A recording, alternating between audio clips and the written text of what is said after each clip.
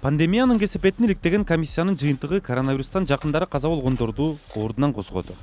Алар 25 январда Саламаттык сактоо министрлигинин алдына чогулуп, башкы пульмонолог Талантбек Сооронбаев менен министрдин орун басары Мадамин Каратаевдин кызматтан кетишин талап кылышууда.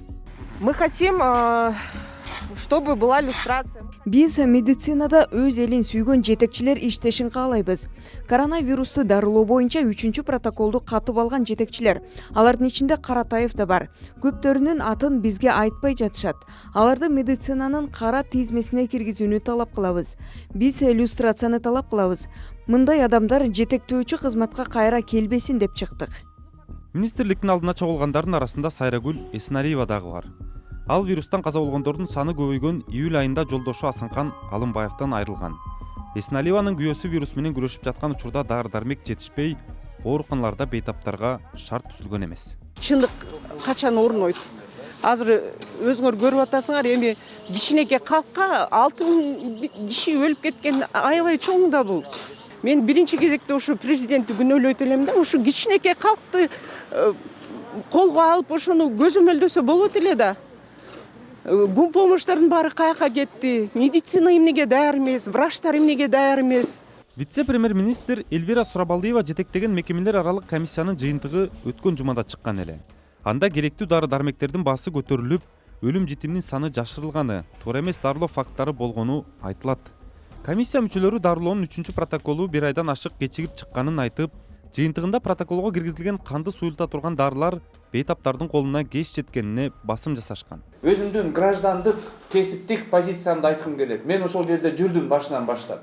Өлкөнүн башкы пульмонологу Талантбек Сооронбаев баштаган дарыгерлер министрликтин алдындагы митингде улай эле маалымат жыйын куруп, коронавирустун кесепеттерин иликтеген мекеме аралык комиссиянын жыйынтыгына макул эместигин билдиришти. Албетте, бул деген протоколду жазыш бул жөнөкөй эле нерсе эмес. Бул жерде баягы талкуолор болот, максат сапаттуу болсун, биздин элдерге мындай сапаттуу кеңештерди берелик биздин дарыгерлерге депчи. Анан протокол иштелип чыккандан кийин эле биз тынымсыз жума сайын күнүгө райондор менен байланышып дарылоо жүргүзүп аттык. Керек болсо, биринчи протокол чыкканда эле ошол биринчи протоколдо жазылып турган, ошол жанагы канды суюлта турган дарылар керек болсо бериш керек деген.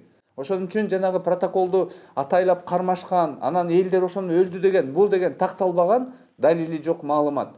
Пандемия учурундагы кызмат адамдарынын ишине баа берген комиссия вирустан каза болгондордун расмий статистикасына дагы шек жаратты. Алар өз божомолдорун статистика комитетинен алынган сандар менен бекемдеп жатышат. Комиссия мүчөлөрүнүн айтымында Кыргызстанда 2019 жылдын 9 айында түрдүү себептер менен 24593 адам каза болгон. 2017-2018 жылдардагы сандар деле бул көрсөткүчтөн ашкан эмес. Ал эми 2020 жылдын 9 айында көз жумгандардын саны 28141 адамга жеткен. Ортодогу айырма 3548 киши болууда.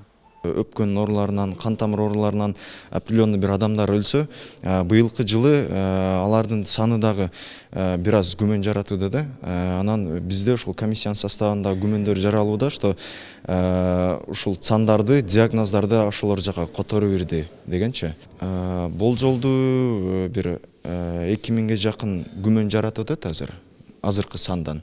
Но эми аны териштирип аягына чыгарса, анан бир тагыраак маалымат ала аласыздар. Комиссия мүчөлөрү каза болгондордун саны ошол учурдагы өкмөттү, республикалык штабты жетектеп турган адамдар тарабынан атайлап азайтылган деп эсептешет. Саламаттык сактоо министринин орун басары Мадамин Каратаев өз дарегине айтылып жаткан сын пикирлер менен макул эмес. Ал пандемия учурунда кемчиликтер болгонун моюндап, бирок ага дарыгерлер күнөөлүү эмес деди. Анан эгерде действительно бул протокол жатып, мындай фармацевтический лобби андай мындай болсо берсин, керектүү органдар текшерсин, кимди күнөөсү бар ошону айтсын. Анан агульно эле Каратаев менен Сооронбаев күнөөлүү, Каратаев некомпетентный дегенге аларда ким укук берди? Мындай кылып текшерип, мындай кылып агульно жамандай берсе, азыр мына көпчүлүгү кетебиз деп атат. Өзүңөр сурагыла. Бизге да кайрылып атат. Кетебиз. Мындай шартта иштеп атканыңарга рахмат деш керек. Мындай айлык мененчи. Мына Россия канча берип атат, Казакстан канча берип атат. Буга чейин пандемия учурундагы мыйзам бузуулар боюнча 14 кылмыш иши козголгон. Бул иштерде экономикалык кылмыштарга каршы күрөш боюнча мамлекеттик кызмат тергеп, мурдагы өкмөттү жетектеген кызмат адамдарын министрлерди суракка алып жатат. Айбек Бийбосунов, Бектур Стамкулов, Азаттык, Бишкек.